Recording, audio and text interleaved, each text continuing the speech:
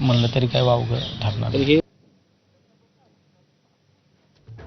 आणि यानंतर स्वतः कृषी मंत्री दत्तात्रय भरणे सध्या आपल्या सोबत आहेत. भरणेजी, केंद्रीय कृषी मंत्र्यांनी काल संसदेमध्ये लेखी उत्तर दिलेलं आहे की राज्याकडून प्रस्तावच आलेला नाहीये. यावरती आपलं काय उत्तर असणार आहे? कोणत्या कर्जमाफीचं म्हटलंय का ते अतिवृष्टीचं म्हटलंय मला समजलं. आता तुम्हाला सगळ्यांना माहिती आहे की शेतकऱ्यांसाठीच्या मदतीसाठी नाही, शेतकऱ्यांची मदतीचं एक आपण आपल्याला माहिती आहे की आपण कर्जमाफीच्या बाबतीमध्ये सुद्धा राज्य सरकारने राज्याचे मुख्यमंत्री दोन्ही उपमुख्यमंत्री घोषणा ही केलेली आहे. शेतकरी संघटनेचे नेते पण त्या मीटिंगला हजर होते आणि साधारणतः त्या शेतकऱ्यांच्या कर्जमाफीच्या बाबतीमध्ये साधारणतः एक परदेशी साहेबांच्या नावाची एक कमिटी आपण राज्य सरकारने नेमलेली आहे.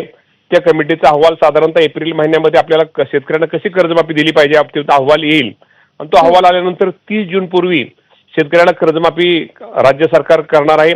परंतु जोपर्यंत एप्रिल महिन्यामध्ये जोपर्यंत अहवाल आपल्याकडे येत नाही तोपर्यंत अहवाल आपल्याला आल्यानंतर आपण केंद्र सरकारकडे सुद्धा आपण मदतीची किंवा त्यांना बाबा केंद्र सरकारनं आपल्याला काय मदत ती पण मागणी करणार आहोत. परंतु राज्य सरकार त्या बाबतीमध्ये शेतकऱ्यांच्या कर्जमाफीबाबतीत राज्य सरकारची जबाबदारी ही राज्य सरकार घेणार आहे आणि केंद्र सरकारला पण मदत करा. आपण अतिवृष्टीचा म्हटला, आपल्याला माहिती आहे की पहिल्यांदा नुकसान थोडं कमी होतं, नंतर वाढत वाढत गेलं. शेतकऱ्यांच्या संपूर्ण जर ह्याचा विचार जर केला साधारणतः 1 कोटी 2.5 लाख हेक्टर.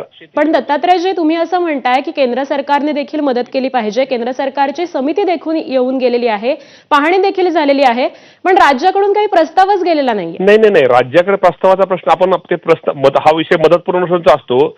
मदत पुनर्वसनाने तो प्रस्ताव आपल्याला माहिती आहे की साधारणतः आपल्याला ही माहिती ज्यावेळेस आपण केंद्र सरकार कुठला प्रस्ताव पाठवतो आपल्याला हा प्रस्ताव अचूक असला पाहिजे आणि पुन्हा परत आपल्याला त्यामध्ये बदल करता येत नाही. कारण केंद्राचं असं म्हणणं आहे की 14 लाख हेक्टरवरती नुकसान झालेलं आहे. 14 लाख हेक्टर पहिल्यांदा होतं, मे जून अखेर होतं पहिल्यांदा.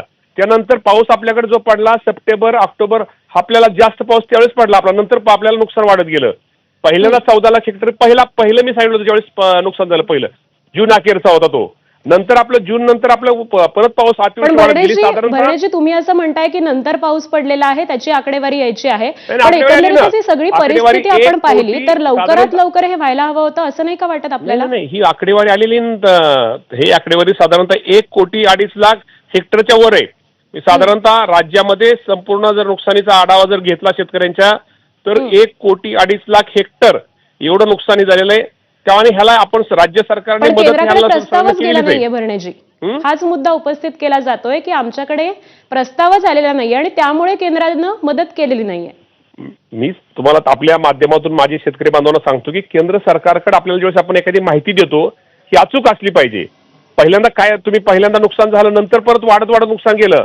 पहिल्यांदा तुम्ही म्हटलं 14 लाख हेक्टर होतं, त्यानंतर हे नुकसान 14 लाख हेक्टरवरून 1 कोटी 2.5 लाख हेक्टर पर्यंत गेलेलं आहे आणि ही संपूर्ण माहिती मदत आकडा बरोबर सांगताय, पण अजूनही हा प्रस्ताव गेलेला नाहीये. आता 2 महिने आपला हा प्रस्ताव गेले, आपल्याला आपण प्रस्ताव आपण पाठवतोय केंद्र सरकारची तर मदत आपण तेच करणार आहे, पण केंद्र सरकारच्या मदत आपल्याला मिळणार ह्या अपेक्षेवरती. परंतु 2 महिने का लागावे त्याचं काय उत्तर आहे भरणेजी? कारण 2 महिने हा कालावधी खूप मोठा आहे, अजूनही शेतकऱ्यांना प्रतीक्षा आहे की आम्हाला मदत कधी मिळणार. विषय नाही मॅडम, तुम्ही समजून घ्या. आपण त्या केंद्राच्या प्रस्ताव जरी पाठवला तरी आपण केंद्राच्या मदती मिळणार आहे ह्या अपेक्षेवरती आपण शेतकऱ्यांना मदत केलेली आहे. केंद्राचं असं म्हणणं आहे की प्रस्तावच आमच्यापर्यंत आलेला नाहीये. काल कृषी मंत्र्यांनी लेखी तसं दिलेलं आहे संसदेमध्ये. आपण अचूक प्रस्ताव पाठवला म्हणजे प्रस्ताव आपण मदत पुरवण्याच्या माध्यमातून पाठवलेला 1 कोटी 2.5 लाख हेक्टरचा, परंतु त्या केंद्राची मदत मिळणार ह्या अपेक्षेवरती आपण शेतकऱ्याला मदत केली आहे. ते पैसे मिळणार ह्या अपेक्षेवरती मदत केलेली आहे असं म्हणताय, परंतु म्हणजे तुमचं असं म्हणणं आहे की राज्याकडे पुरेशी अशी मदत देण्यासाठी पैसे आहेत, केंद्राची आपल्याला गरजच नाहीये? नाही, गरज असं नाहीये. केंद्राचे पैसे मिळणार ह्या अपेक्षेवरती आपण मदत केलेली खाली. केंद्राचे पैसे मिळणार आहेत या अपेक्षेवरती आपण शेतकऱ्याला मदत केली. आपण शेतकऱ्याला मदत कुठं थांबवलेली नाही किंवा ज्याप्रमाणे जाहीर केलं त्याप्रमाणे आपण थांबलेलो नाही. आणि ते 14 लाख हेक्टर वगैरे ते पहिला ते जून मधला आकडा आहे, नंतर आपण तो वाढत तो 1 कोटीच्या वर गेलेला आहे. तो 1 कोटी हेक्टर 1 कोटी 2.5 लाख हेक्टर जवळजवळ.